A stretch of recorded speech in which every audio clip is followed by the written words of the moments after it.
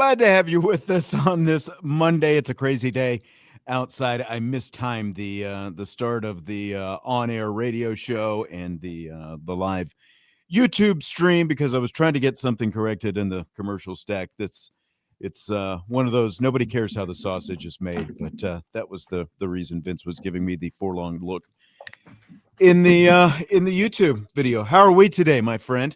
I care how the sausage is made, Sean. I care. Okay, I care. You do. You're deep into sausage. I am big fan of sausage. Yeah. I'm gonna get off that topic here Breakfast real quick. Sausage, Polish sausage. Yes, those Italian kinds of sausages. sausage. Those are Yes. the ones I'm referring to. That's right. It's the frozen tundra of outside South Bend, Indiana. It's like 3-4 days ago was 65 degrees, and then today it's a blizzard. Yes. Whatever.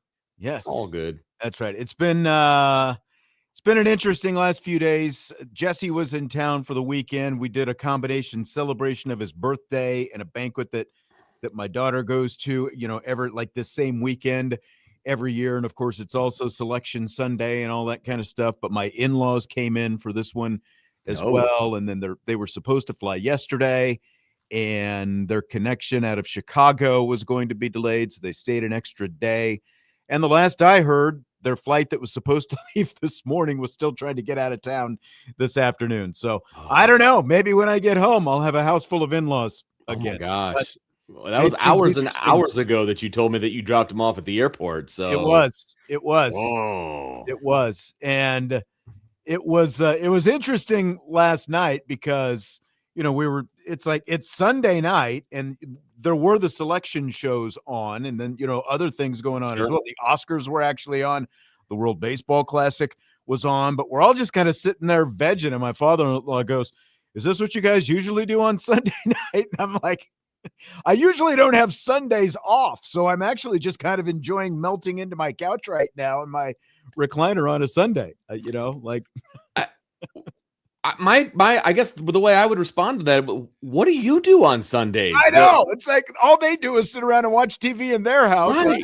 I didn't bring that up. Vince, you don't know there are like certain touch points in this relationship that's more than 3 decades long at this point. So I just try to put on happy Sean face as much as possible. That can be hard for me sometimes. So well, yes, but I also understand that kind of an interaction. I do understand that very much. We all do the dance, right? Yes, 100%. But I will also say that yesterday in particular, there was all kinds of stuff to do that yesterday afternoon, as far as stuff to watch on TV afternoon into the evening. So like, there was so much stuff going on that I had like my phone going and the TV going, and I'm watching all kinds of different stuff. So like, it was a great Sunday because there was actually stuff going on. Well, yeah, and we're, as we've talked about plenty of times, we're from Kansas. My wife and I both went to the University of Kansas. My father-in-law only lives 20 minutes from Lawrence. He's a huge, Kansas Jayhawks basketball fan. So we watched the men's selection show first at 6:00, obviously, and then that was winding down, and there's another hour to go. And I'm like, man, what are we going to do? And then I think my wife or my mother-in-law was like, the Oscars are on tonight. So I'm like, oh, well, that'll kill a little bit of time in between. So I flipped it over, and nobody really seemed entertained by that. My mother-in-law just kept going, who are these people?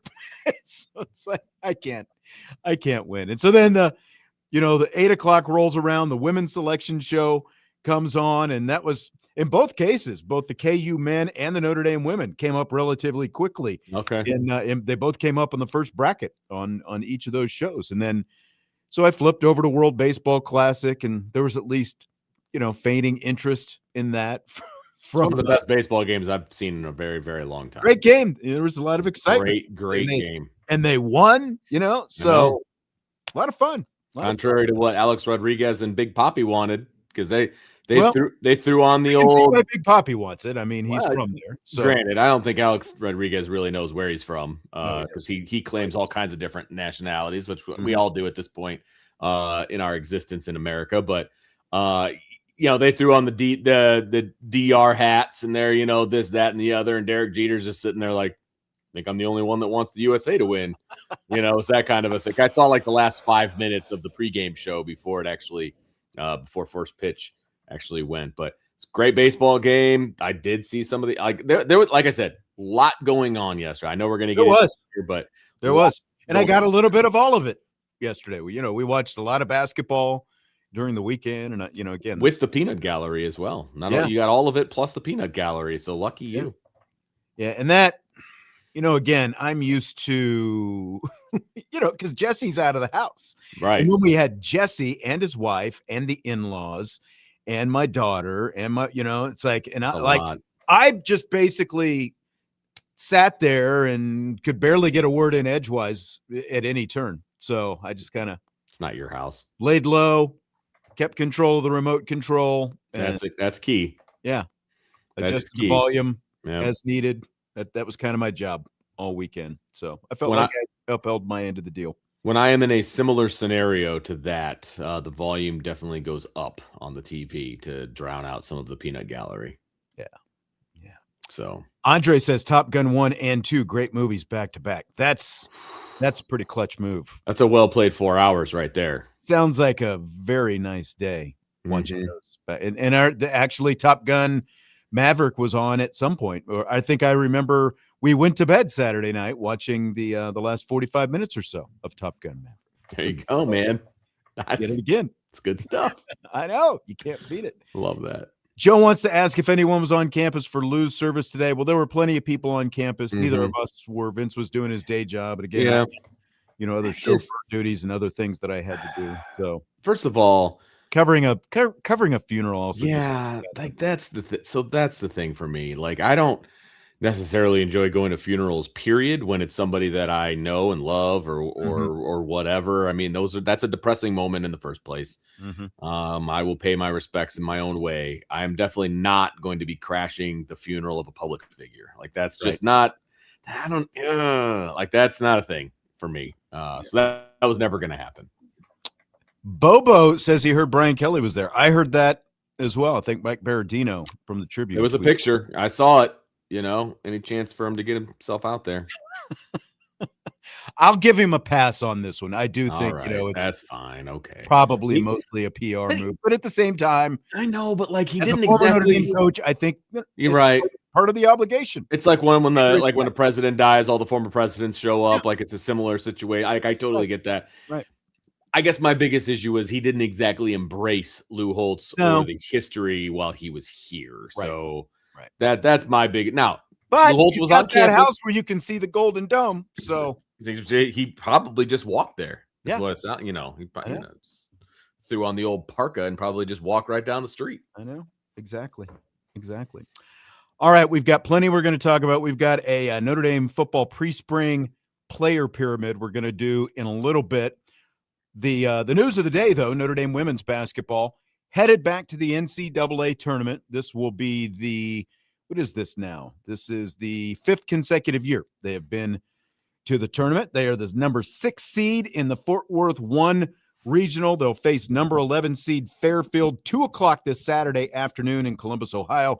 And, of course, you'll hear it right here on Sports Radio WSBT and the Notre Dame Radio Network. They'll play at Ohio State's Schottenstein. Is it Schottenstein or Stein Center? I am not sure. I was not there the last time they were there in 2018. Our old friend Bob Nagel was there for that one when they played in the national championship game 8 years ago. Ohio State is the host and the number 3 seed. The Buckeyes will face number 14 seed Howard in their first round game at 11:30 a.m. So, Vince, your initial reaction to seeing Notre Dame come up? They came up fairly early as the number 6 seed in Columbus. They came up very early in the show and being the first quarter of the show, and which was a little annoying because I had told my child who wanted to watch something different, like, we'll turn it once I see where Notre Dame's going. And you really didn't want to turn it? No. And all of a sudden, boom, and they're like, there's Notre Dame, turn it. I'm like, dang it. So that definitely backfired. But no, overall, seeing them as a 6, we talked about it a little bit last week about the difference between a 5 and a 6 and kind of what that means with Mhm. matchups and things like Mhm. that. So like when I saw them as a 6, I was like, okay, this is great. This is where they want to be. And now they can go make a run. I think Ohio State is beatable from what I can gather. And obviously the travel isn't terrible for you guys. So, Yeah. Win-win, it feels like. Bus ride, as a matter of fact. So it'll There be a you bus go. ride over to Columbus, Ohio, roughly 4 hours or so over there. With all due respect to our friend Jack Frencho in the chat here, he says, welcome to our place this weekend. Well, in Columbus, better than Jesse's in-laws. And Jack also says it is Schottenstein. Okay, Okay. thank you very much. I will have to remember that. I mean, like seeing Columbus come up, it's like, yeah, well, okay, Columbus. Because I'm just thinking weather at this point. Like, I just wanted to go someplace at least a little Yeah. bit warmer. But, I was a little surprised to see him come up as early because, like I was just talking about with the men, like the men's selection show just begins. Duke comes up as the number 1 overall seed, and the first thing I start thinking is, well, if the Jayhawks are going to be a 4 seed, which was kind of what they were projected, this isn't going to be good. If they come up early on this, and then boom, 30 seconds later, there they were as the 4 seed, with the potential matchup with Duke in the Sweet 16. And that's kind of like, boom, that's what happened with the women as well. The show starts. UConn is the number 1 overall seed, and I'm kind of saying the same thing. It won't be great if Notre Dame shows up here, but then they show up and they're the number 6 seed. And then, Ohio State is the number 3 seed, and it's off to Columbus. Not optimal, but like you just said, like we've talked about, I would still rather be the 6 than the 5, because what that means is, as the 6 seed, if you're the 5 seed, you potentially, you have to beat the 4 seed, obviously, first. The 6 seed has to beat the 3 seed. But if you're the 5 seed, which is, kind of that line that maybe Notre Dame was on, we didn't get a whole lot of, No. explanation on that. But it means that in the Sweet 16, as the 4 or the 5, you've got to face the number 1 seed. And in this case, it's UConn, the number 1 overall seed. So as the 6th seed, you're on the opposite side of the bracket. Now you're obviously still going to be matched up with a good 2 seed, because all the 2 seeds are pretty good as well. And in this case, the specific 2 seed is Vanderbilt. But I would still rather do that than have to face UConn in the Sweet 16. You've at least got it. You wouldn't have to face the number 1 seed UConn until the Elite 8. So I like the 6th seed, and like you said, I think that Ohio State, I'm not obviously saying it's going to be a pushover, but it's beatable. I would probably put them on par with a couple other 3 seeds that Notre Dame faced this season, and that's Duke and Louisville. And Notre Dame beat one of them and played very close to the other one of them, Duke, in the ACC semifinals. And, the other thing, because there was some, kind of questions I got in terms of, like,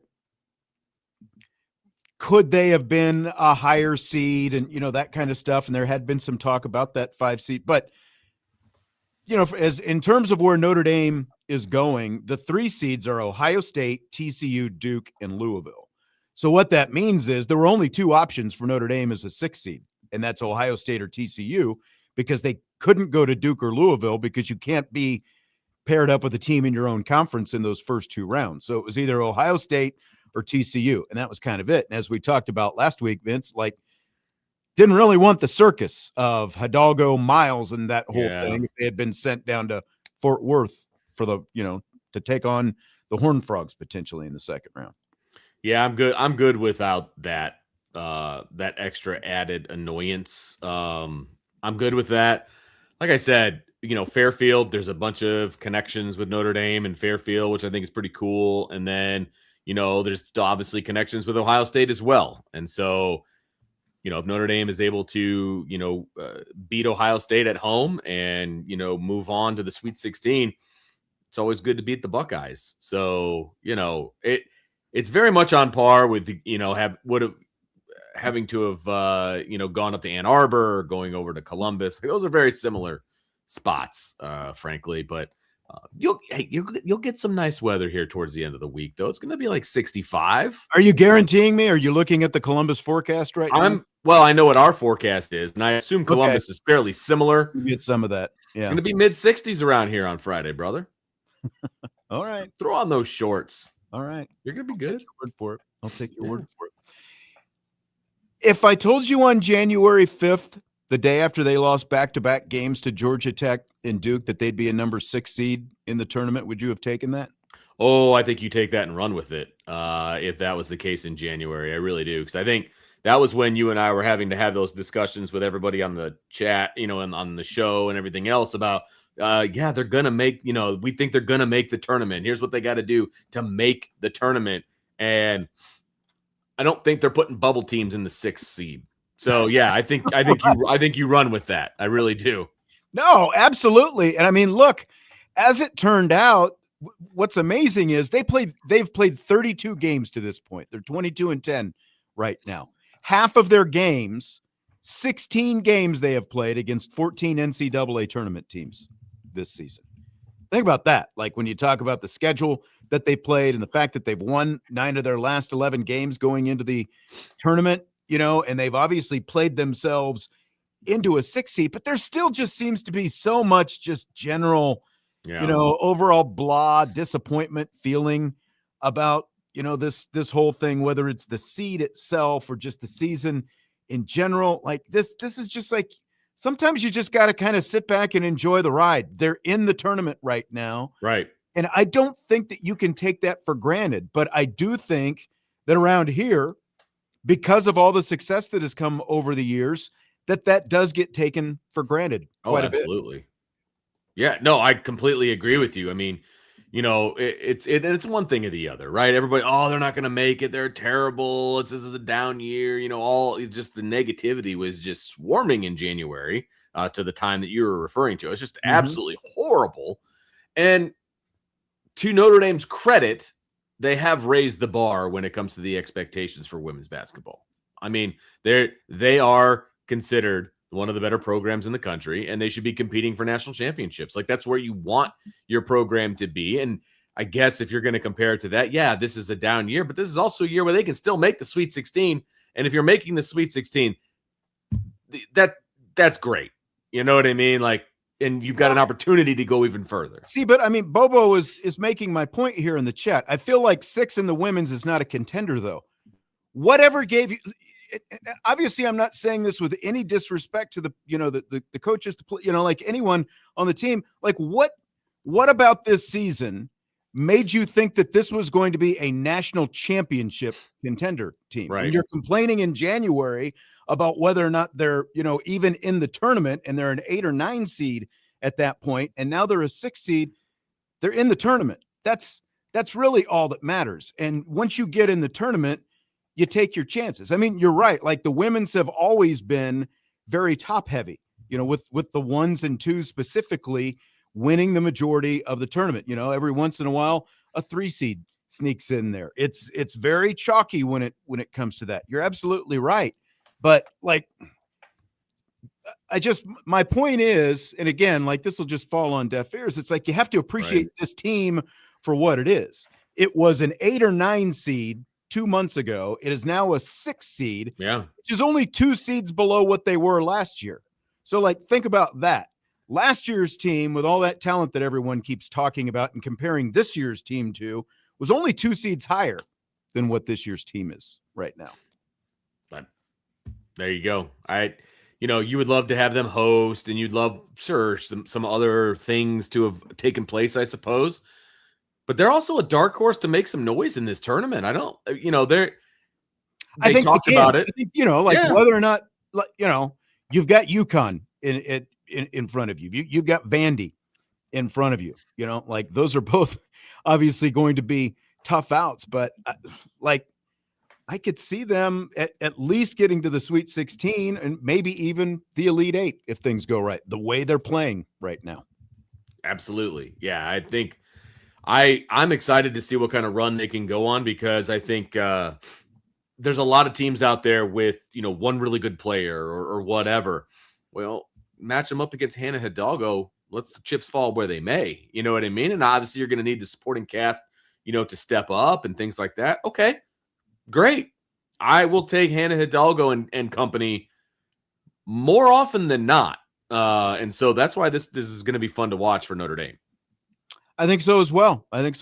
And Fairfield, the first round opponent, they're 28-4. Their losses are to North Carolina, Iowa, Howard, and Quinnipiac.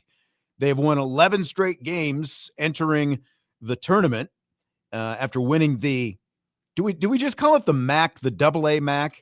That's what I always called it, but like it sounds like it's the mid, the MAC that has like Ball State and that whole thing. But right. It's for all intents and purposes, the MAAC will be called the MAC this evening. I've always called it the MAC. The MAC. I like it. The AA in there, but they won their tournament. They actually avenged their loss to Quinnipiac in the championship game in the MAAC. But last time the Irish played in Columbus, it was against Mississippi State. And interesting that, of course, Neil Livey was an assistant for Muffet McGraw in that game. And Fairfield head coach Carly Thibault Dudonis, she has that was an interesting, had to go to the pronunciation guide to find that. She was an assistant coach on Vic Schaefer's staff at Mississippi State. Schaefer is now at Texas and has the Longhorns as a number 1 seed. But those were two assistant coaches. The last time Notre Dame played there in 2018, two assistant coaches for Notre Dame and Mississippi State are now going head-to-head for Notre Dame and Fairfield. Stags have their conference player of the year, Katie Lamro. She's a 5'6" junior who averages a little over 17.5 points. She'll dish it out, shooting 37% from three. And that's kind of their calling card is Fairfield is the top 3-point shooting team in the nation in terms of three-pointers made. 11.4 threes per game, Vince. Like, is that the biggest question, concern, whatever you have about this matchup? 1,000%. That's the first thing they said when they were kind of talking about the matchup a little bit. That's absolutely, because if, a team gets hot from beyond the arc, that's tough. Like that's a tough thing to defend when they just keep hitting threes. And that's what this team does. And so you're going to have to really extend out your defense. You're going to have to do some different things. And I think that plays into Notre Dame's hand. I think, their best players are their perimeter players. And so I think they're going to be okay. But absolutely. I mean, we've seen what happens. That's how underdogs win. Right. Is chucking threes. I mean, that's exactly right. So that is concerning. But I also think the matchup for Notre Dame is a good one. No, you nailed it. Fairfield has 5 players who have made at least 42 3-pointers. That is crazy. Season. Ayana Moore and Vanessa DeJesus are the only 2 for the Irish that have hit that many. Now, flip side is Notre Dame, while they don't hit in volume, they're one of the higher percentage 3-point shooting teams in the country. And they've already played a couple other teams this year who are they're not number 1, but Fairleigh Dickinson, a team that also made the tournament, one of those 14 tournament teams that Notre Dame played this season, is 9th in the nation, averaging 9.4 a game. So that's only 2 fewer than what Fairfield averages. Notre Dame won that game back in November, 98-52 against FDU. And North Carolina, they average 8.4 a game. Notre Dame beat the Tar Heels by 23 points as well. So I think the biggest thing, Fairfield doesn't rebound well. Notre Dame is not great rebounding, but like when you look at the level of competition that the two teams have played and how they can potentially match up there. And then the other thing, of course, is how are they going to have the horses to try to defend Hannah Hidalgo and everything that she does, a team of that level? That's going to be the really tough thing at both ends of the floor, honestly. Well, and that, like I said, that's the defining thing for Notre Dame, right? Is how are teams going to match up with Hannah Hidalgo? And then also, if they have one superstar who also happens to be a 1, 2, or 3, then Hannah's probably going to guard them. And so, how do you operate your offense if you know that you've got the nation's leader in steals guarding your best player? Like, how do you function offensively at that point as well? She is what everybody's going to be looking at in every Notre Dame matchup, right? Both pro Notre Dame and what the other team is going to do with her. So she's just the X factor, man. And if she's on her game, and like I said, the supporting cast is on their game, Notre Dame's a tough out in this tournament. A Absolutely. very, very tough out. Absolutely.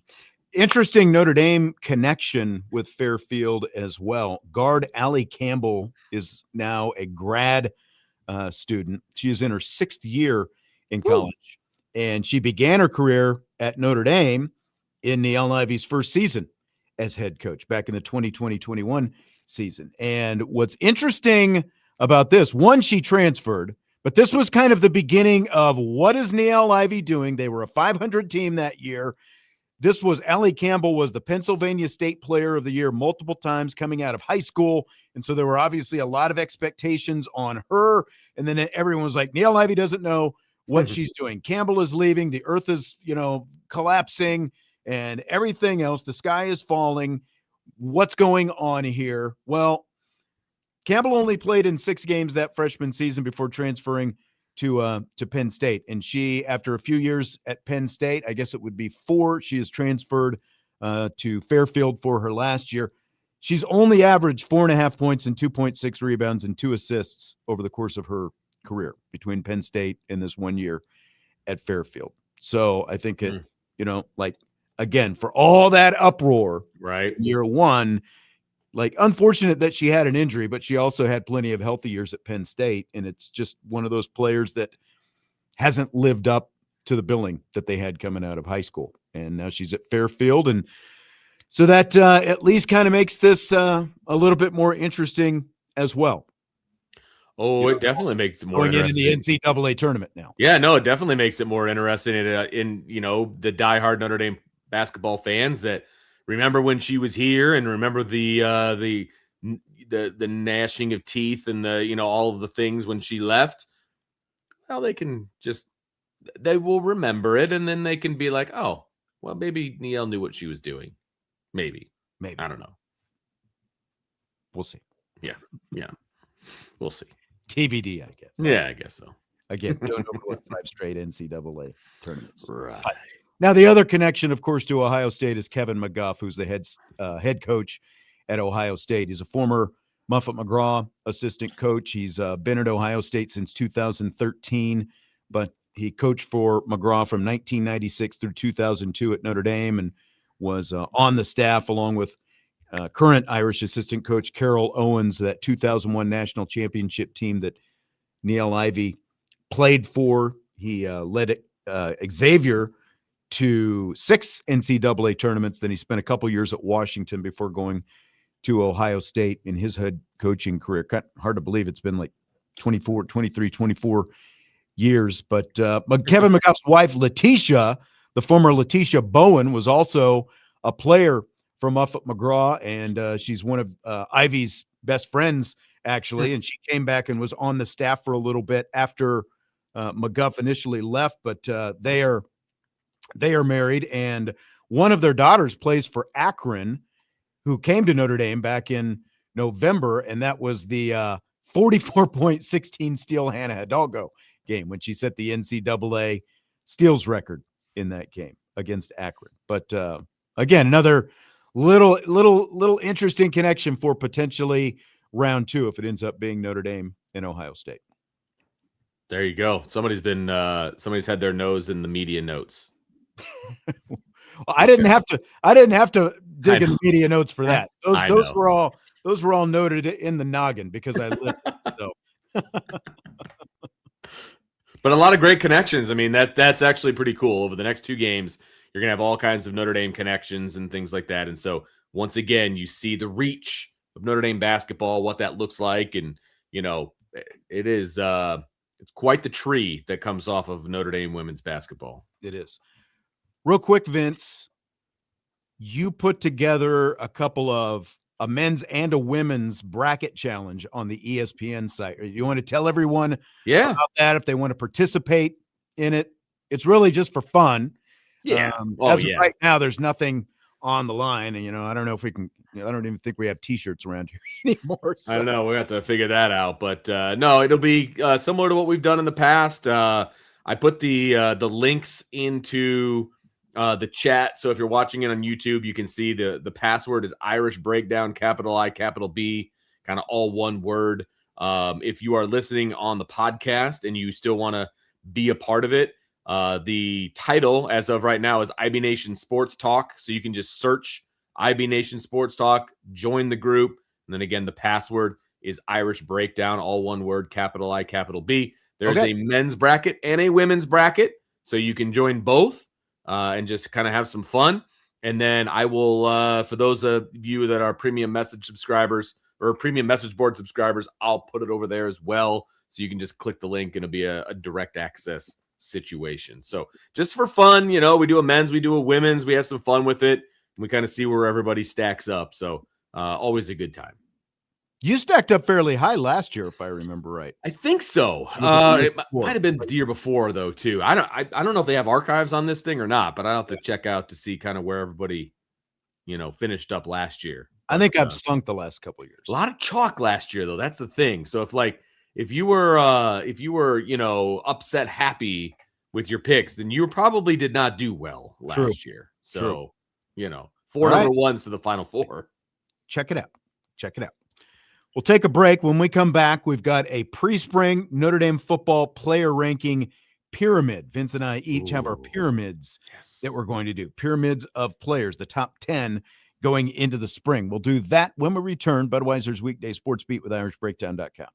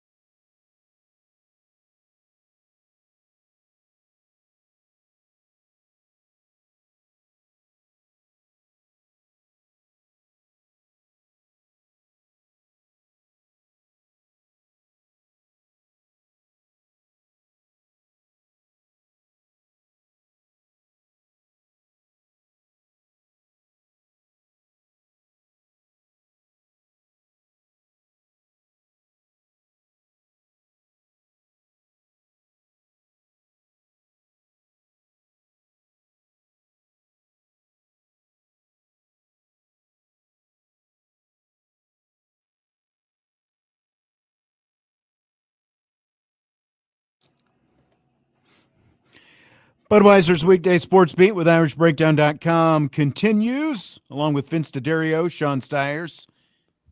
Spring football practice at Notre Dame begins on Friday. It's almost here. We've got a Marcus Freeman press conference coming up this Wednesday, and on the show Wednesday night, you'll hear plenty of Marcus Freeman's from that spring kickoff press conference. You can hardly wait. Are you more excited for the press conference or for the slightly upgraded underwear Olympics that is the first day of practice? Well, for me, it's the press conference because I can't be here that's right. Day of practice because I'm going to be in Columbus. I forgot. So yeah, I forgot. Yeah, yeah. You know, we always get to go to the first practice, which is great. I don't want anybody to think that it's not great to be able to attend practice and all of those things, but it's amazing how obsessed so many people are with the heights and weights of a bunch of dudes. Like that's all that people really care about on the first day of practice. Yeah, and it's shells, or like they're it's not even that. It's just helmets. That's it. Yeah, that's true. That's true. Just helmets, shorts, and a jersey. You know, it's not even football. But they've been doing other stuff for weeks now. You know, it's like this is true. Might as well just get out there and pad it up and go. Believe me, I'm with you on Think we'll get lucky this year? No, I don't. Because I still think there's rules about because this is the first official day and you can't have full pads until certain, you got to have so many practice. It's just, it's ridiculous is what it is. Joe wants to know if the loud typer will be there at the press conference. Good question. I don't know who that is in particular, but yes, the answer is always yes. I don't know who it is. Yeah, like the time that it was really obvious was the Pete Bavacqua press conference. Okay. Like someone was hammering away. Man. And the person who I thought it might be, because I didn't really notice it that much while the press conference was going on, but the person I thought it might be was sitting in the front row, so, like closer to the microphone. But it was not him. I texted him. Oh, did you? He was not typing during the press conference, so I believe him. I don't know. I'm not going to speculate on who it was. What we are going to do, though, is do our pre-spring Notre Dame football player pyramid. This is the top 10 players in a pyramid, starting with the top player at the top of the pyramid, then 2 players in the next tier, 3 players in the next tier, 4 players in the bottom tier. Vince and I have each put together our pyramids, and I'm curious to see how close they are. I imagine I think our number 1 will be the same.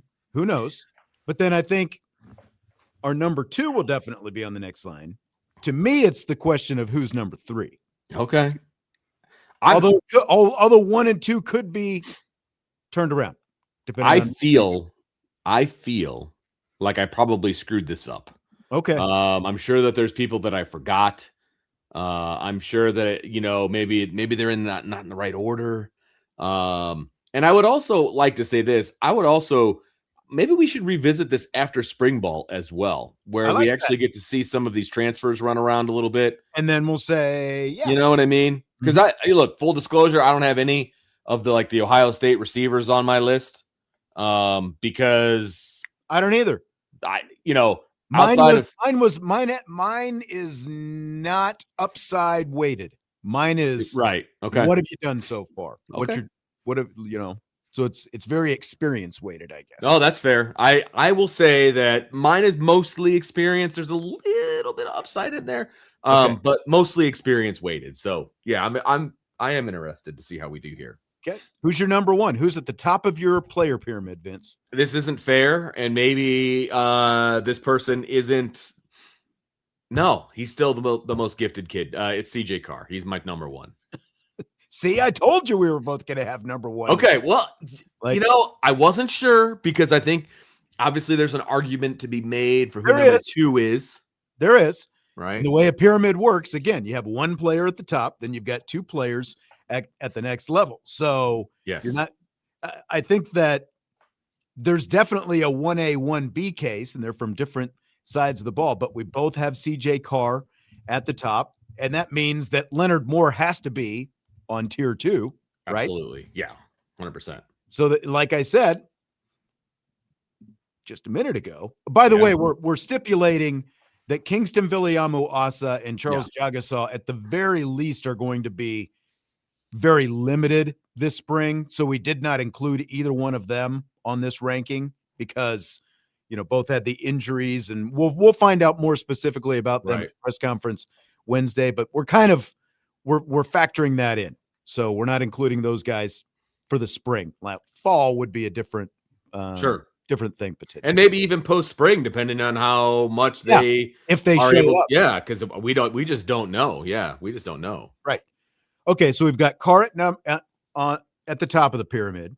We've got Leonard Moore at the head of tier 2. Who is sitting next to Leonard Moore on tier 2 of our player pyramid? So I don't know if this is controversial or not. Maybe it is for some people. I know it is for one particular media member. But it's Drake Bowen. Drake Bowen is he's my number 3 player. He's on the second tier. Okay. I think he is an instrumentally important person on this defense going into this year. We are off and rolling. We've got our first disagreement here. And now Bowen doesn't show up on tier 2 for me. He is on the next tier for me. But I think that there is, for me, I think that there is a strong case, and I'll probably give away my whole next tier here, but I think that between Adon Schuler, Drake Bowen, Tay Johnson, Boubacar Traore, there's a strong case for any of them to be sitting on tier number 2, but only one of them can actually sit on tier number 2, along with Leonard Moore. True. And I've got Adon Schuler sitting at number 2, just because of all the responsibilities that he has back into the defense and the whole thing. So I put Schuler as my tier 2 guy, along with Leonard Moore. Fair enough. Not to give too much away, but he's my number 4 player. So that's where I have him.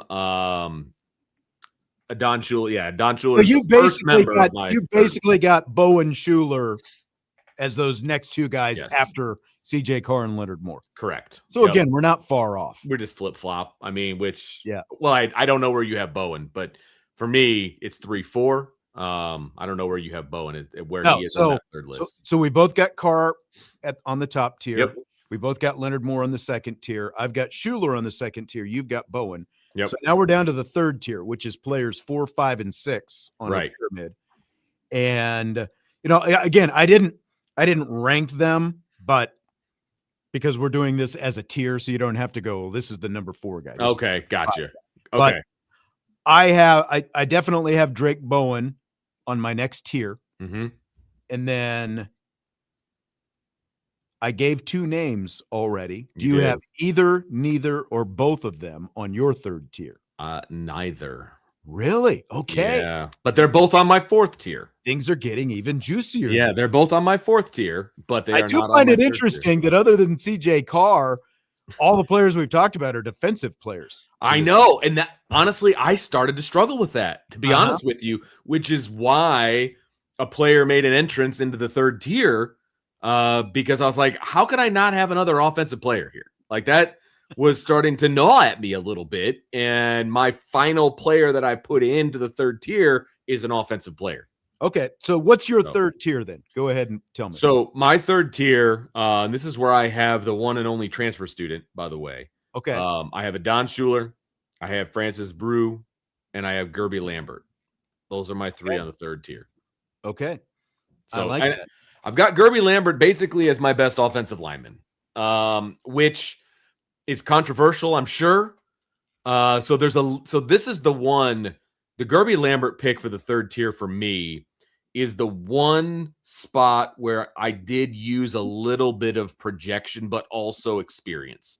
I thought he was really good last year when he played, and I think he's going to be really, really good, moving forward. So that's why Gerby Lambert made my 3rd tier. Okay. So I just saw something that Decaf posted here. Decaf is saying the most experienced running back on the Notre Dame roster, Aeneas Williams, will be limited during spring practices. He said he just saw this on X. So I have no idea who posted I don't know who that came from, It though. didn't come from an official Like Notre Dame didn't release that. So I don't know exactly who that came from or. If that's true, that's a problem for Aeneas Williams. Like, there's so much talent in that room. He Big needs spring to be, for him.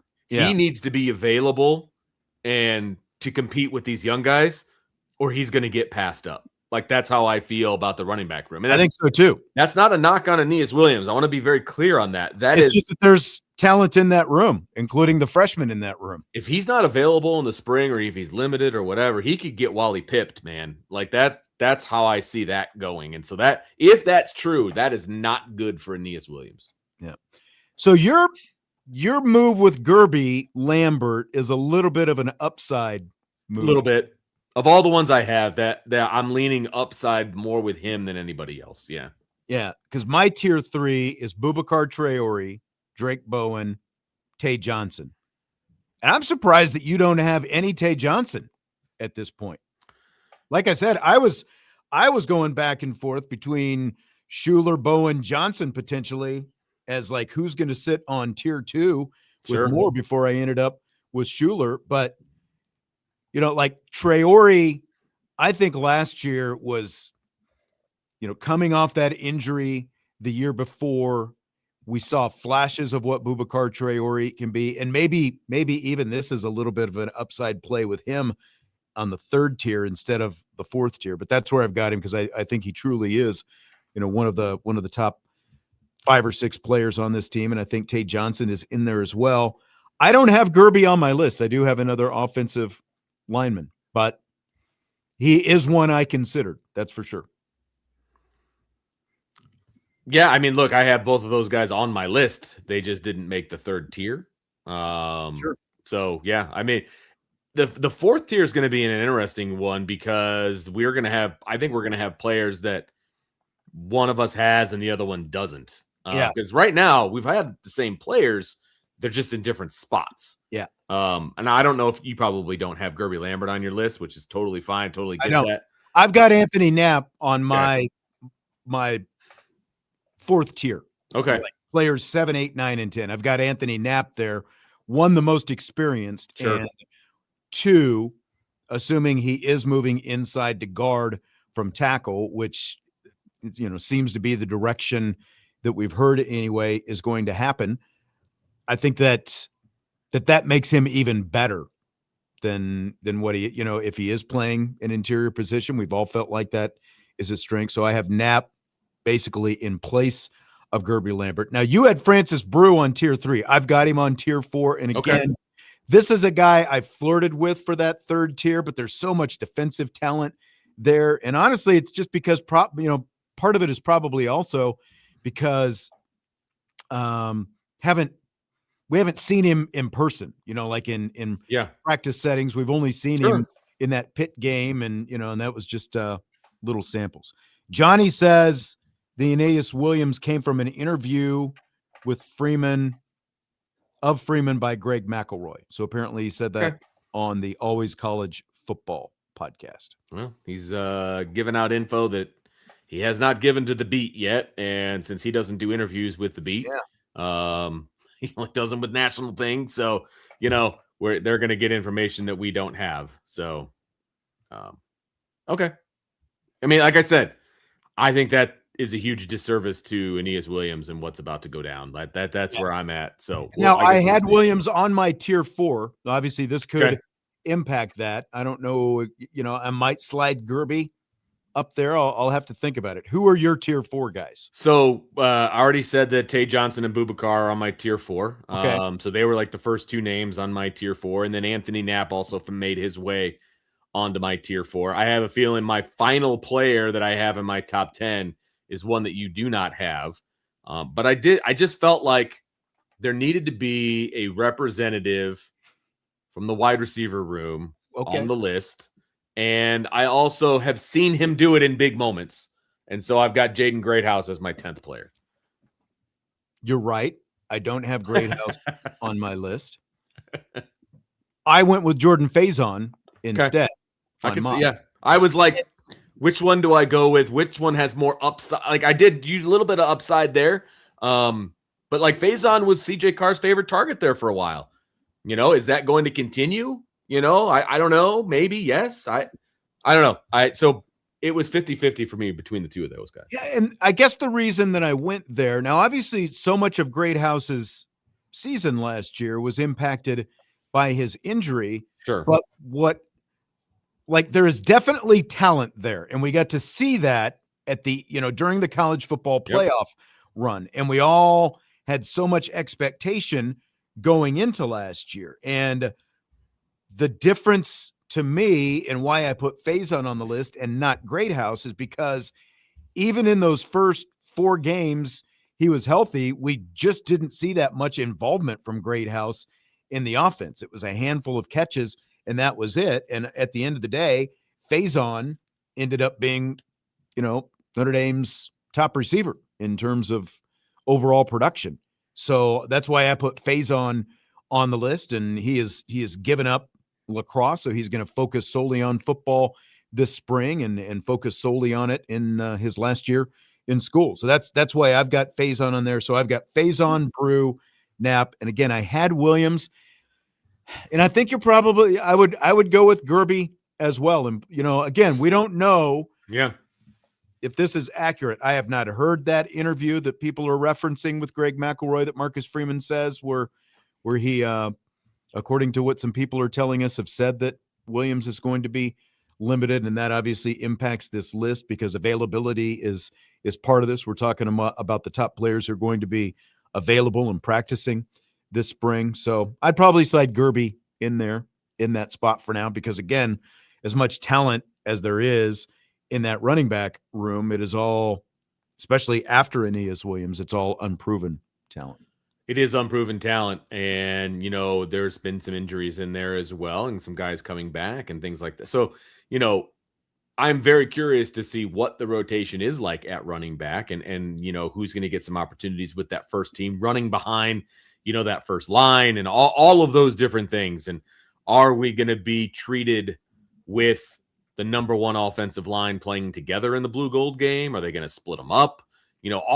There's just so many factors to how good the running back room is going to look in the spring based on the fall, versus the fall, I should say, and what we're going to be able to discern. Because again, we don't get to see a whole lot of practice.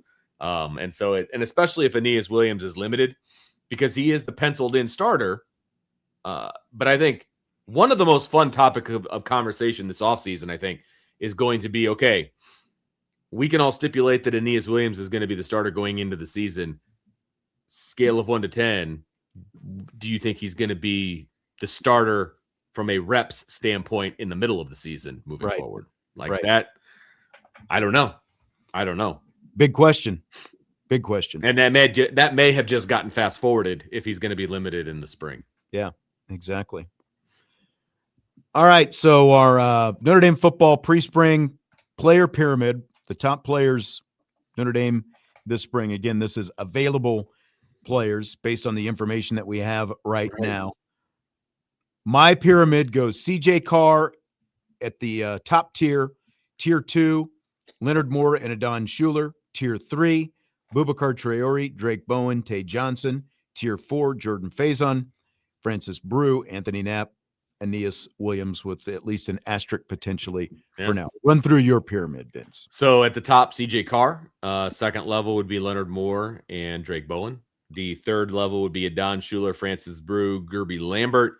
And my fourth tier is Tay Johnson, Boubacar Traore, Anthony Knapp, and Jaden Greathouse. And the best part about this whole thing is there's so much talent to sit through that this is actually difficult to do.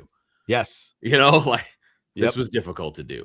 You'll have to send me yours, and then I'll keep both of them. And then, like you said, at the end of the spring, after the blue gold game, of course, you'll hear here on Sports Radio WSBT and Sirius XM Radio as well. Whoa, we're going national. Yeah, we'll be on the bird, baby. We will we'll revisit, and we'll do a new pyramid at the end of the spring. Maybe we'll even add another tier with players at the bottom and get crazy with it. I know. Now we're out of control. I know. Maybe we'll even let Jesse play. Good call. All right, we'll take a break, and then you know what's coming in hour number 2. It's Rapid Fire on Budweiser's weekday Sports Beat with IrishBreakdown.com.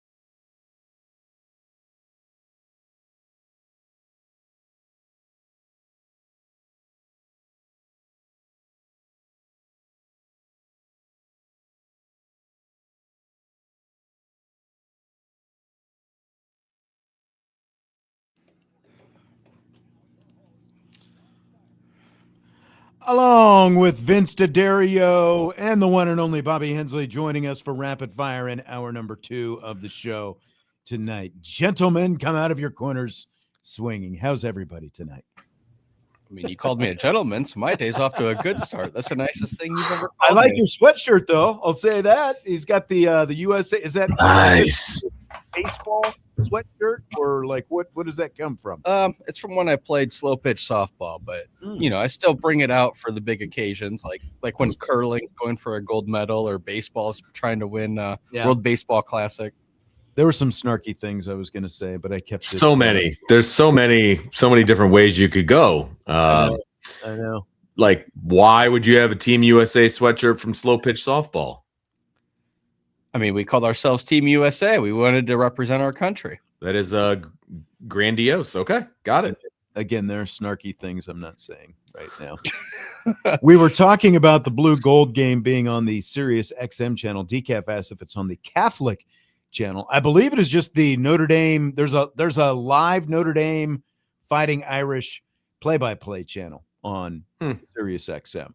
So I believe that's where it'll be. Usually that is the Catholic channel, though. The Catholic I have channel, no idea. The Catholic channel is what airs the football games on Sirius XM. Okay. Well, I just Googled, and there was literally a Notre Dame Fighting Irish play-by-play channel that I found. It'll probably be on the NBC Sports channel on Sirius as well.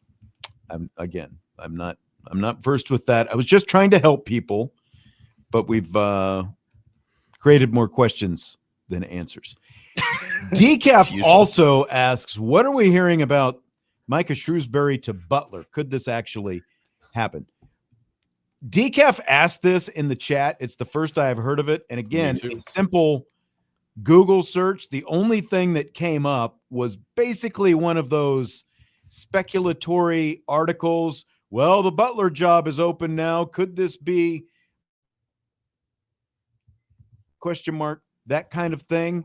And it's not by anyone who, covers the beat on a daily basis here. So it's not something, it was more just speculation. I would seriously doubt that's going to happen. He does have Butler ties and is connected to Brad Stevens. He's got a bunch of Butler ties, but it would still be a step down. And he's got 4 years left on his Notre Dame contract where he's getting paid more money.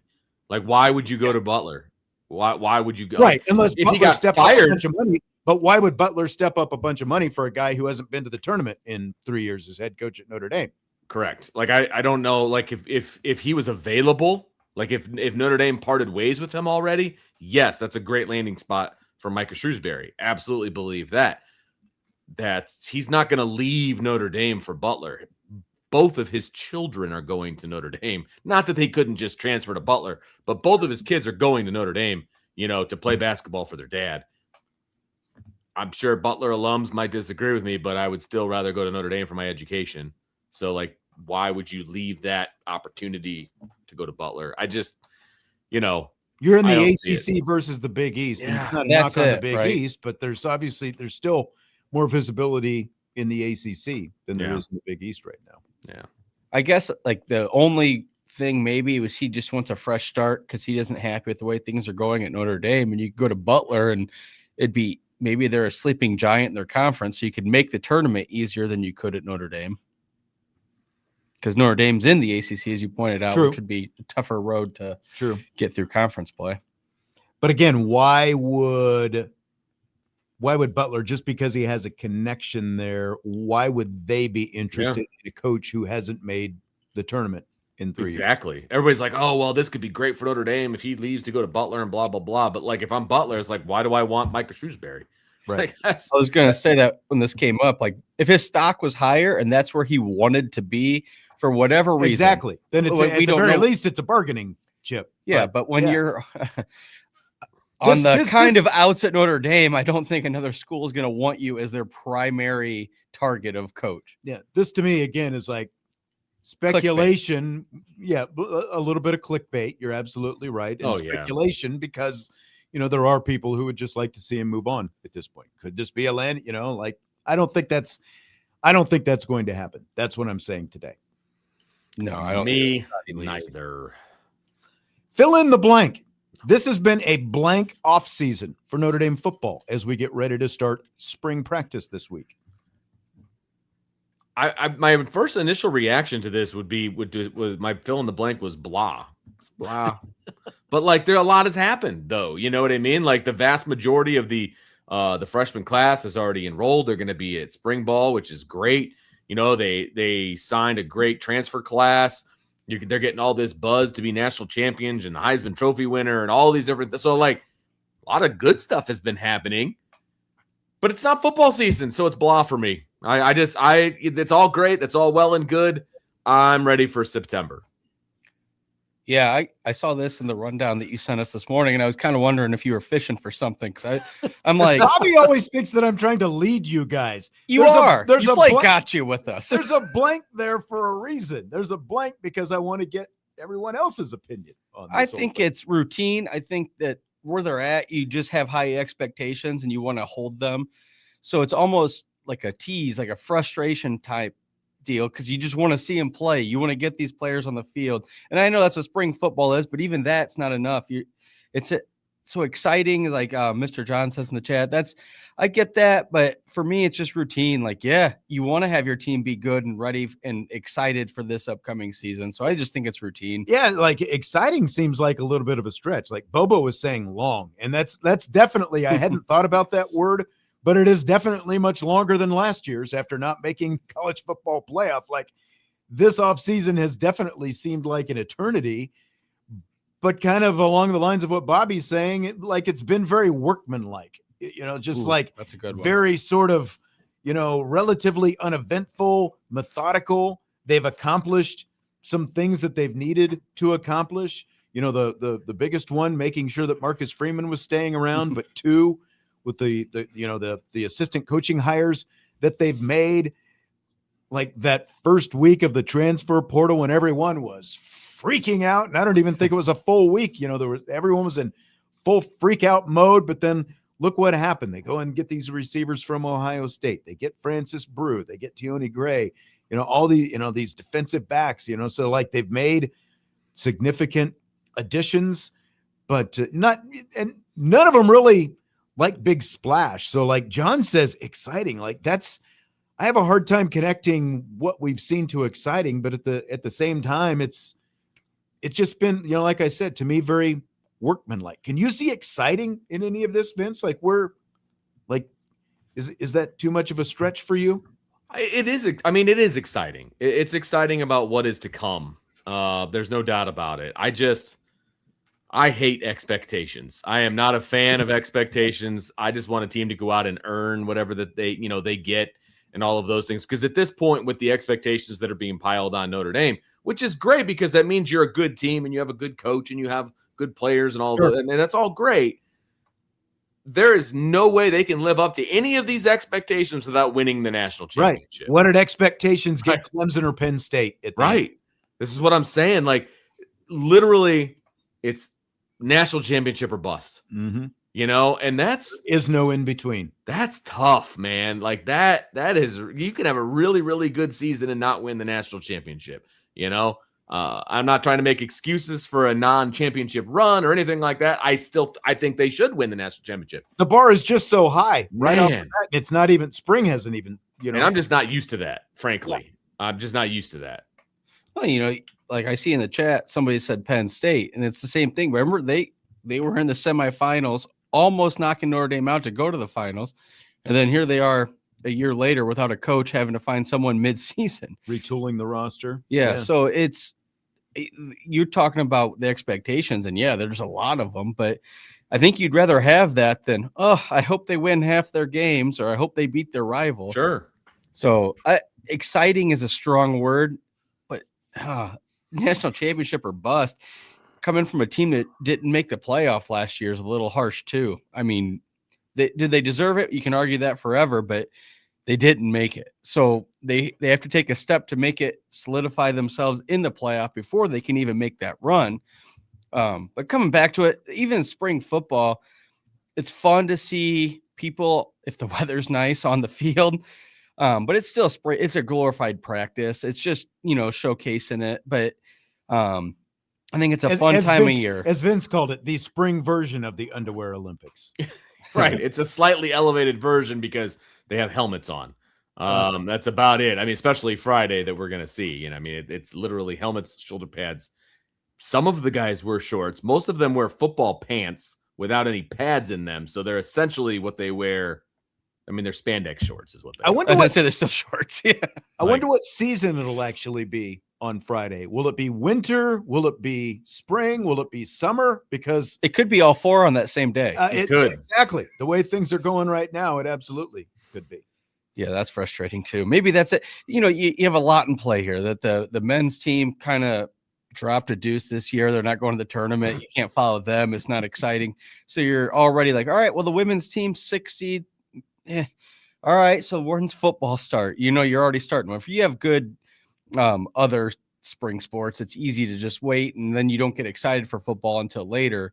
But right now, yeah, that's why it's going to feel like long because you're already looking forward to it without a lot of other stuff going on. New Notre Dame Australian punter Jasper Scaife will be one of the many players who will be out there, many newcomers for that matter, who will be out there this spring for Notre Dame. And he was asked recently, we've been trying to work this in for a while, and it's kind of got bumped a little bit. And I always save it for Vince, since Vince loves to tee off on anything to do with kicking, punting, special teams, Australians. He's a big fan of Australians. But they're job stealers. yes. Happiness. He doesn't like that either. Well, that's neither one of you. I think both of you fall into there. But Scaife was asked if playing Madden, the video game, was part of his learning of American football. And he said, quote, halfway through last year, I'm not going to do this in an Australian accent. Halfway through last year, I had a gut feeling that this might happen. So I downloaded Madden. I was getting smoked by these 11-year-olds from Melbourne, which wasn't fun at all. So I gave that up pretty quickly. Since getting here, it's been a lot of film, a lot of walkthroughs, just good open conversations. The respect and trust I have between the coaching staff here has allowed me to ask questions with no fear. They've all been really guiding and mature with it. End quote. Okay, Vince, what do you think about all this? So many things. That'd be like if I was getting ready to be a lawyer and I decided to watch Law and Order on a marathon, you know, like, well, I'm ready. Like, let's go. Not great, first of all, for your preparation to becoming a high-level college football player. We saw what happened 2 years ago when a guy came over from Australia and had never played college football before, or football, period.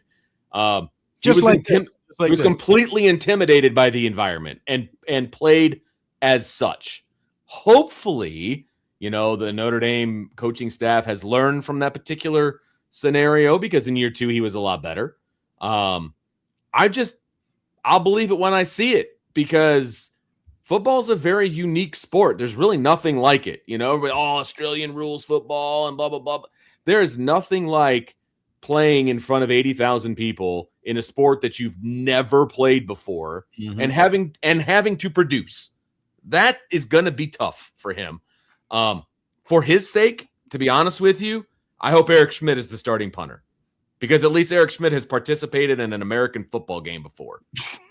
And Scaife can learn as a backup because he's got 4 years of eligibility remaining. He can learn for at least a year and then maybe have a legitimate competition next year. That's where I'm at. I don't know. I kind of hope he comes out and hits 80-yard bombs the coffin corner.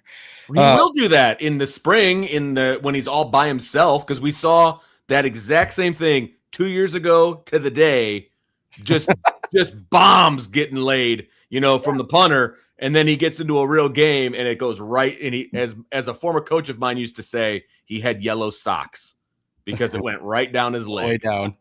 So, yeah, I think I kind of hope it works out that he gets to take his time, because they don't have to punt all year. They're just going to keep putting up points. We don't need to see the leg.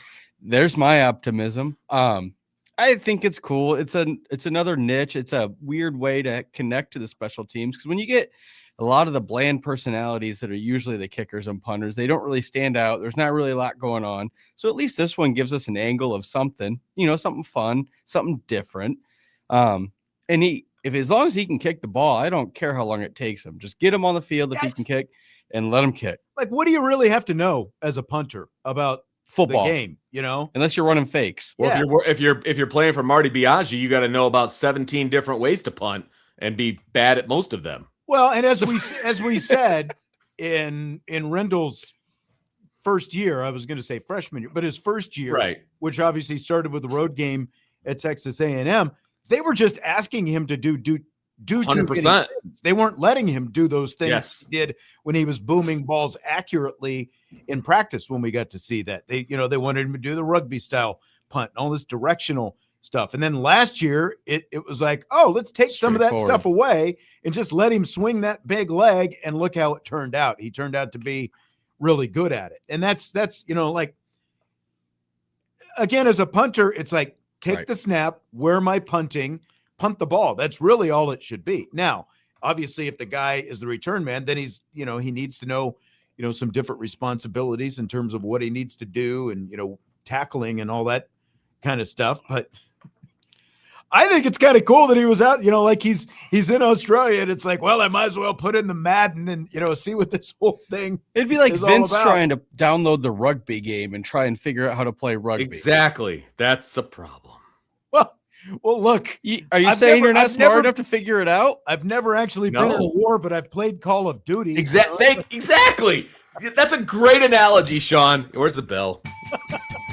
There it is. Saying, yes. Hey, I have my driver's license test. Let me put on some Grand Theft Auto real quick. Yeah, or I just got my license, but I've been playing NASCAR on PS5, so like, let's get the helmet on and let's roll. Right. Like, it's not the same. Okay, it's not, and everybody, all three of us included, everybody in the chat, all three of us included, have never punted in front of 8,000 people. You know what I mean? When the game is on the line or whatever, even if it's not on the line, you know what I mean? Like, it's just a different scenario. That's all I'm saying.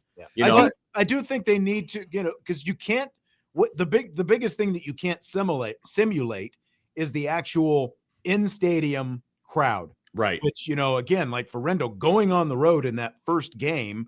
So, like that is something that you can't simulate no matter what. Like you can simulate all the, okay, we're punting here, cover, whatever it happens to be, but you can't simulate the environment. That's just something that you have to experience for the first time. And you just, trial by fire kind of thing. Even environment, I agree with what you're saying, but even the whole game day experience, even if it's everything start to finish, that whole day. So like, Yes. if you've already been doing stuff for 6 hours of the day, and now all of a sudden you have to punt, and maybe you're backed up in your own end zone, it could be overwhelming and terrifying. I think it's funny that he couldn't figure out how to beat 11-year-olds from Melbourne, though. I know.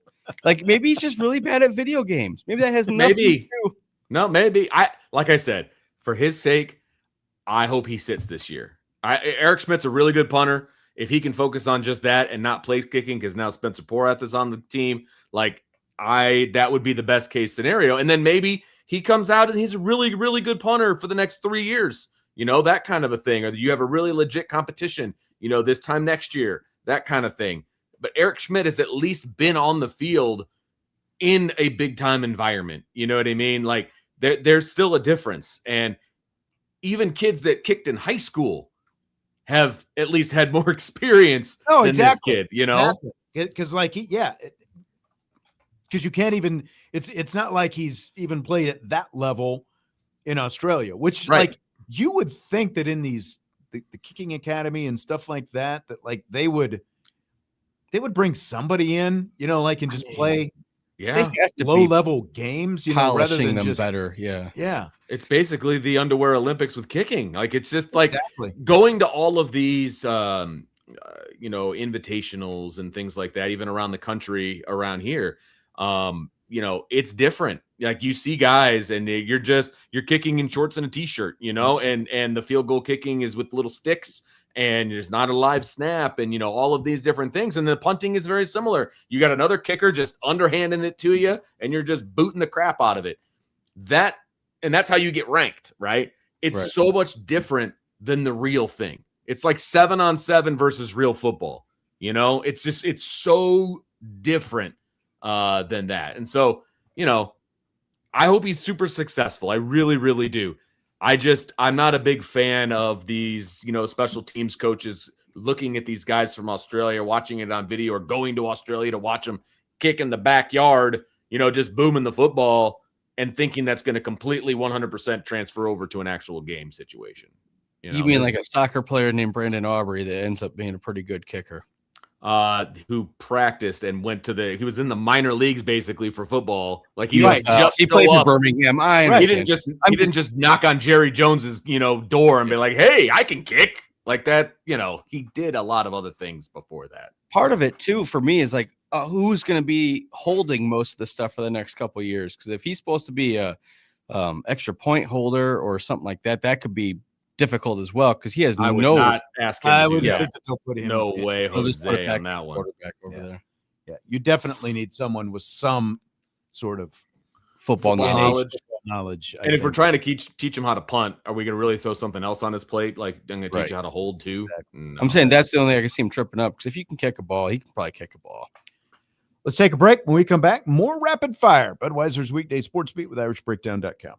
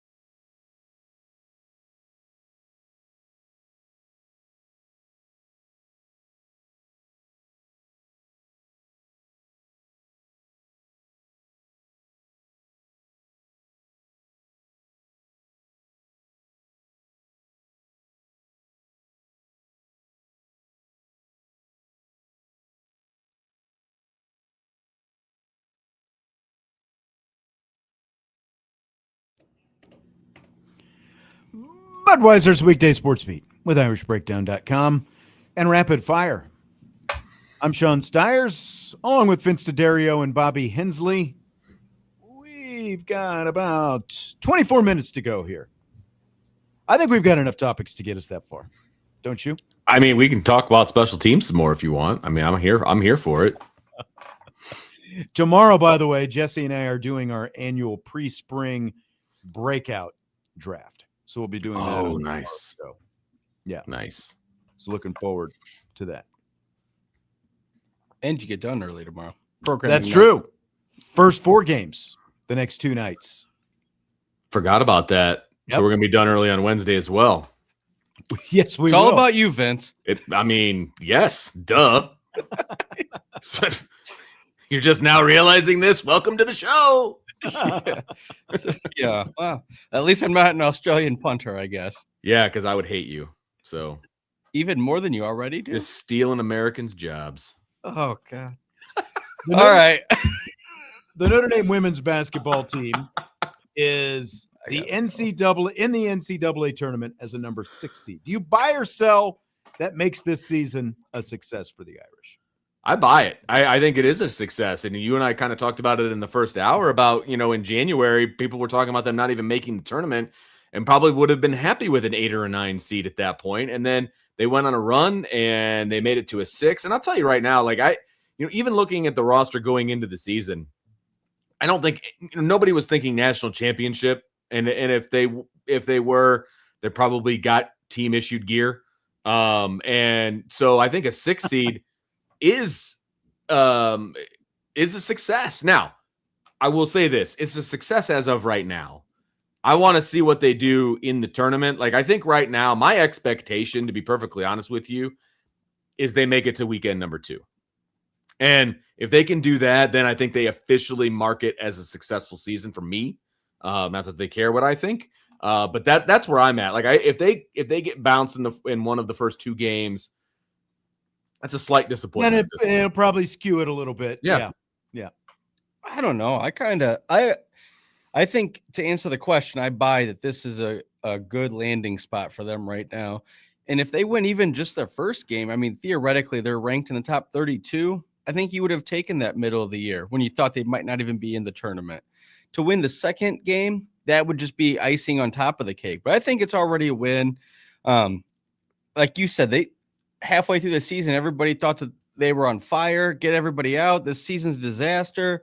What's going to happen next? And then they pulled the nose up, won a bunch of games at the end that were tough, some underdog wins that were good. They got themselves solidified into the tournament. And I guess that's where I'm getting the number of the rank doesn't really matter. It's the fact that they didn't have to worry about anything on Selection Sunday when a month ago you were thinking they might not have to worry about anything the other way because they might be out already. Sure. So I'll take the buy on this. And moving forward for what happens in the tournament, yeah, if you lose in the first round, for sure, that's bad. But I think even if you get to the second one, top 32 for the end of the year, you're not going to ride home about it and be bragging about it. But I think that's still a good ending for the season. Yeah, I mean, look at all just getting to the tournament is obviously not the goal at a place like this because of all the tradition that, that comes before it. But it's the goal, it is the goal of the majority of teams across the country, but there's obviously a different standard here. But at the same time, there are probably 340 or so teams that would sign up for 5 straight NCAA tournament berths and, 4 straight trips to the Sweet 16 and an opportunity to build on that. That's the majority of teams in the country would sign up for that. No questions asked, but so much of how people feel about what the Irish have or haven't accomplished, right now are, tied to what Muffet McGraw built and the expectations that have followed. I can tell you, I had multiple conversations with people not inside the program, obviously, but observers of the program who at the beginning of the season were like, what a disaster. This team has no chance of doing anything. And that obviously only intensified in early January when you lose to Georgia Tech. And it's like, what's going on? But then you also, lose to Duke. But again, those were the early stages of KK Bransford was injured and she was out for 12 games, and look what's happened since she's come back. Like, all of this recent success have come into that, and like, she's just become kind of a super glue elixir. But again, like, I go back, it took Muffet McGraw 9 years as a head coach to get her first NCAA tournament bid. And then, there were 4 more years to get past the second round. Like, it didn't happen overnight for all of the success that she built. Like, after championship number 1, it took 10 years just to get back to another Final Four, So yeah, I think how you think of a season has to be relative to, to right now, to what this team is. And so I buy that it is at least incremental success with still a chance to really, like, overachieve. If you get to the Sweet 16, then that's all gravy from that point. But I think that for everything that, the ups and downs and everything that's come to this team, it's at least a success right now. I think to put them as a dangerous 6 seed is a buy. I mean, you're talking about the probability of them already getting out of the first weekend, which they're not hosting, obviously. So that to beat Ohio State, and they're a 3 seed. So you're already putting them on that level. And like you said, Sean, it's almost about what your expectations were versus the results. I think coming into this year, looking at this roster, I think you would absolutely take a 6 seed and think that, wow, they're probably one of the most dangerous seeds that low in the tournament. Yeah. And, again, if you beat Fairfield in the first round, then you're going to get Ohio State, most likely a 3 seed in the second round of the tournament. Well, Notre Dame has beaten a 3 seed, Louisville, just 2 weeks ago. They beat Louisville. And then a week later, another 3 seed, Duke, they played within 2 points and had a chance to beat them right at the end. So there's every reason to believe that that'll be a highly competitive game in the second round, assuming both teams are there. Unfortunately, or fortunately, depending on how you look at it, this team represents all of Notre Dame as far as the women's basketball program, and that is now up here. You know what I mean? And so they're fighting against the expectations of Notre Dame women's basketball. Right. You know what I mean? It's similar to what we talked about with football. Like, the expectations are way up here, and anything that is not reaching up here is considered not a success. Right. You can't necessarily do that this year with the women's basketball team. I mean, the roster isn't what it's been, but they are overachieving right now, in my opinion, and they got a 6 seed. Like, that is a success. If you take in the micro view, it's a success. If you take a macro view, like, well, this is a bit of a down year for Notre Dame women's basketball. Both things can be true. I think that's the thing. Both things can be true at the same time. Right. Yeah. It's, like, again, Muffet McGraw had for all the Final Fours and national championship games, there was a decade leading up to that, after that first national championship, where there were some good years, but there were also a couple first and second round exits and those kind of things, but you're still in the tournament. And I think that in the transfer portal era, with all the volatility that comes along with it, you still have to consider this a success. And, like, just to ask, it's not easy to, ask Stanford, I guess, would be my thing, because, like, they're in a very similar situation. They had a Hall of Fame coach, Tara Vanderveer, who won a national championship more recently even than Notre Dame and Muffet McGraw. She retired a couple of years ago. They had an alum takeover, and they've missed the tournament in the the first 2 years post Vanderveer there. So, like, it's all, like, they're not all going to be Final Four national championship type seasons. But that's exactly it. I mean, we're saying the same thing, I think, 3 different ways.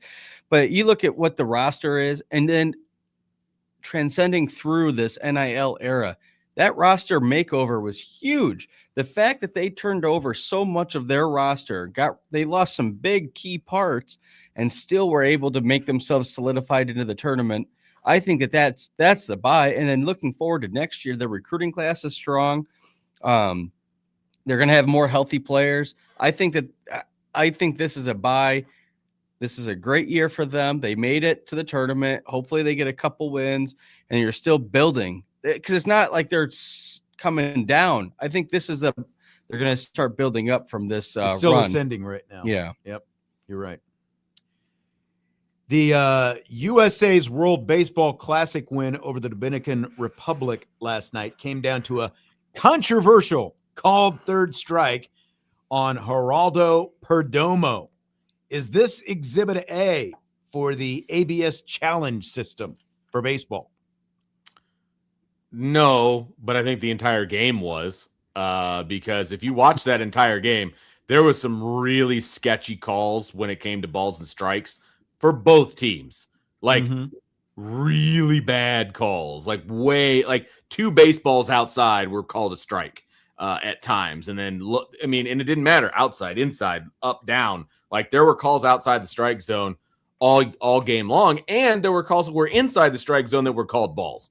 And so it was actually, and I haven't seen I know sometimes they do like the ump card. I haven't seen that for this one, but like it couldn't have been good. Like it could not have been good. And the calls were made at pretty important times in that game too. Like that last called strike, yeah. For sure. But it was totally on par with everything else that had been going on the entire game. You know what I mean? And the game didn't come down to that one call. Obviously, no sporting event ever comes down to one call. But when it ends a game. Sure. No, I totally get that. But there were calls that ended innings with runners on base and things like that could have changed the outlook of the game. But the home plate umpiring was not good all day. I'll just say that. And I will also say when that final strike was called at the end of the game, there was a chance, that was a full count.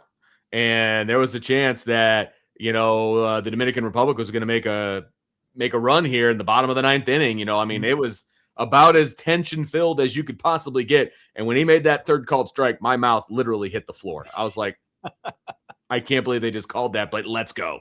I guess that's a good, like the way you put it, if you look at the game as a whole, like literally that might not be Exhibit A because both teams' managers, may have used their challenges up till that point. Oh my God. There were a couple different times, Sean. I'm not lying. I was sitting right over here on the other side of this wall watching the game.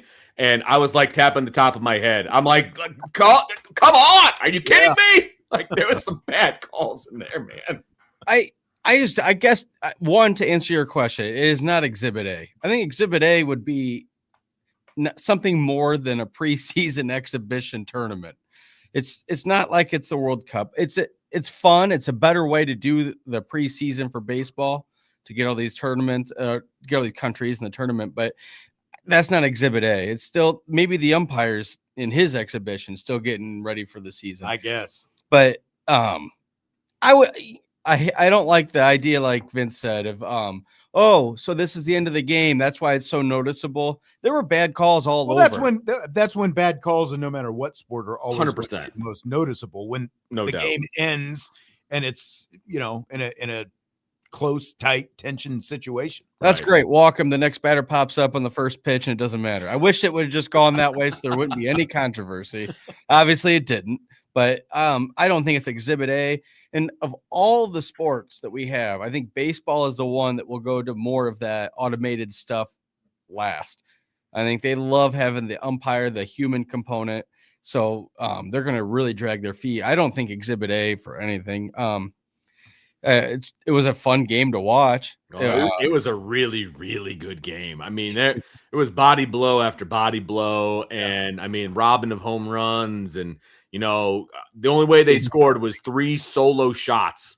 You know what I mean? And I've got one more game where I have to root for Aaron Judge. I was going to say, Judge, that shot that he hit to center field was like, man, I think everyone thought that was out. And it was like, he had except for Julio. Yeah, that's right. Yeah, seriously. I thought it was gone. And I mean, it's one of those, it's a tip your cap moment. You know what I mean? If you're Aaron Judge, you're rounding first base. He makes that catch. You're just like, dude, that was a freaking great catch. Like, I don't even know what to say. But yeah. Italy and Venezuela tonight. Yes. In the other semifinal. Do you want to see Italia in there? I do.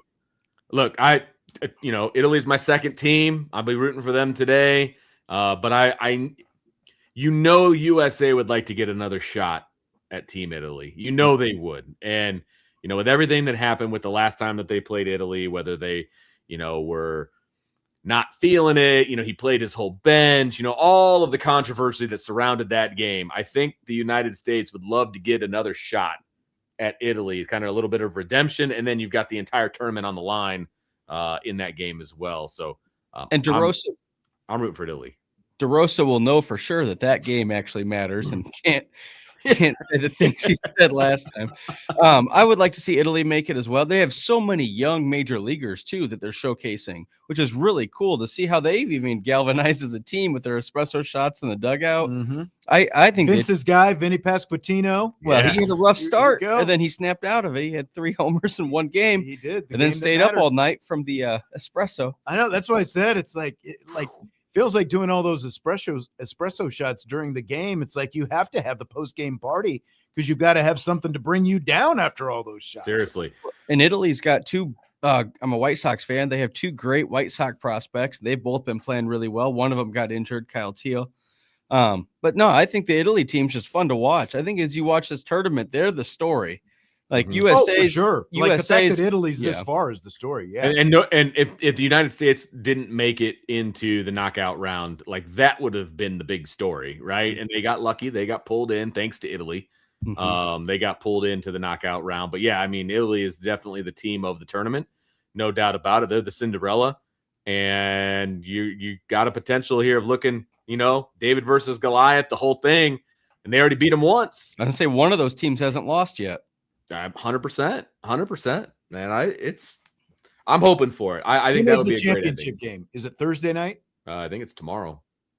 Oh, so Italy, whoever wins tomorrow has to play Patrick's 2 days in a row. I'm pretty sure it's tomorrow. I'm almost positive. It is because I was like, wow, St. Patrick's Day. That hurts. Like, yeah, guess I'll be sitting home watching baseball. It's a Tuesday night. What are you going to be doing? You going to go out and party on a Tuesday night? Well, I was planning on listening to Sean's show tomorrow, but it ends so early. I guess I got to find something to do at 6:30. That's right. Well, baseball starts at 7, I believe, so you'll be in good shape.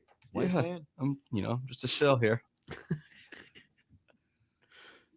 What? Why are you shaking your head? I'm just shell-shocked. Bad radio. The NFL is exploring the idea of a Wednesday night game this season, the day before Thanksgiving. There's a chance it could happen this fall. Are you guys in or out on a Thanksgiving Eve NFL game?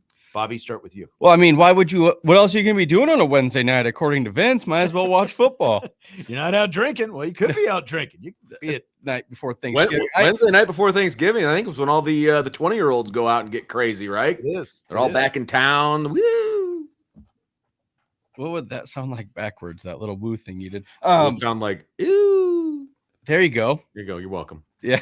No, I buy. I think I don't know. I like sports, so any night you can put a sports game on, especially in prime time. Even if like something happens and it's like, oh wow, it's 11:30, I can't sleep, and there's still some sort of a game on. I love it.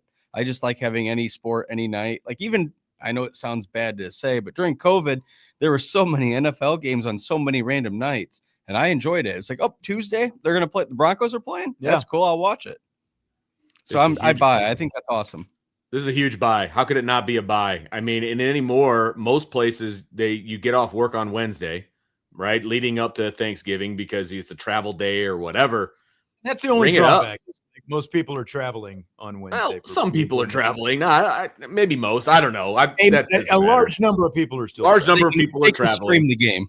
But if you're not where you need to be by prime time, that's on you. You got to travel during the day. You get to where you're going. Let's flip on some football. Because look, if you're traveling, you're going to the in-laws, you're going to some relatives or whatever. You don't want to talk to them. Somewhere you don't want to be. It's like most people are in town already. Like once you get to wherever, it's like, what are you doing that Wednesday night? Like exactly. Even if you are going out and drinking, you can have it on at the bar. That's exactly right. Exactly. 100%. Let's go. More football. Rock on. I'm all for it. The only people that would hate this are the ones that sign up for the NFL Sunday ticket, because it would be a national game and it's another game you don't get as part of your ticket. But the NFL obviously could not care less about people who pay for the Sunday ticket, because they've already devalued the ticket anyway with all these like the overseas games that are played at 9:30 in the morning and Thursday night games, Monday, the Sunday whole thing. Night, yeah. Saturday when college ends, you have 8 games that are free. Yeah. So you might as well add another night. That's why I love NFL. I'll be shocked at, 10 years from now, I'd probably be shocked if they're not playing a regular Wednesday night game the way things are trending. Seriously. It's like the Christmas games last year that Netflix got. They got the doubleheader. Netflix played $75 million for that. So if the NFL can add a Wednesday night game going into Thanksgiving weekend and probably get 30 to 40 million for it, why would they say no to that? Seriously. I mean, it's like printing money. I mean, this is that's also exactly it. They're printing their own money. This is also part of this whole Army-Navy conversation, because remember the Navy side wanted to play it somewhere in Thanksgiving weekend. This is like case in point, like Wednesday night going into Thanksgiving weekend or like Friday night of Thanksgiving weekend, whatever. Like people would watch it. If it's in a standalone window, people would watch it. And I don't think it would be not to do it. I don't think it would be difficult to negotiate a window for the Army-Navy game. I mean, like I realize they could probably get a large amount of money. I agree. More money for both schools if they did that someplace in that weekend. There are some people that like that's the game that they watch every year is the Army-Navy game. You know what I mean? And if they had a standalone window, yes, money is involved, but there's still a pretty large percentage of people out there that it's like, USA, all of these different things. Like they're going to watch that game, and the people that are making the decisions would be okay with having that as a standalone game. Yeah, standalone on week 0. No, I wouldn't have a problem with that personally, but I don't think Army and Navy want to do that. Yeah, true. Yeah, I just would love that. Not get it out of the way. Make it appointment viewing the first Saturday. That's their weekend. And then it kicks off the season. So you're already excited instead of having a game that's after the selections already for the playoff. That's the thing. It just feels that's why Navy proposed this whole thing. It has to be moved.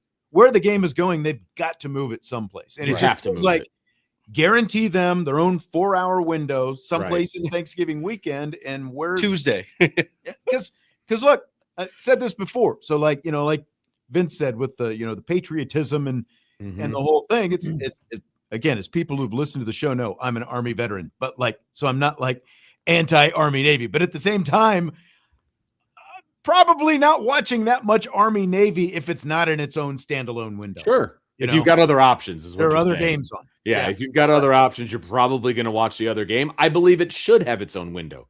I believe that too. Yeah, I'm totally cool with that. And I think there's enough time slots that are available that you could make, I should say that you could make available on that Thanksgiving weekend, starting on Wednesday all the way through Sunday, that you could find a 4-hour window where you could put that game. Because things are spread out more anyway, because you do have other college games going on Friday. 100%. There's an NFL, there's plenty of places. Like that Black Friday NFL game, it has been on Amazon for like the last 3 years or something like that. Make the Army Navy game right after that NFL game Friday night. Like that's a perfect window. Prime time. Why not? You could even make it more into its own event and like have the game travel, like play college football games in different countries or different venues or places. Sure. A lot of different things to do with it. They just have to be open to change, which look, the whole Navy's game. open. Yeah. It's on your people now, Sean, the Army. Let's go. My people. All right. That's going to do it for tonight. We'll be back, of course, tomorrow. Jesse and I will do that pre-spring draft of breakout player draft. I had a hard time thinking there for a second. What's different than any other? Thank you, Bobby, for there it is. For just backing it up. Bobby Hensley, Vincent Dario. I'm Sean Stires. We'll talk to you tomorrow. Budweiser's Weekday Sports Beat with IrishBreakdown.com.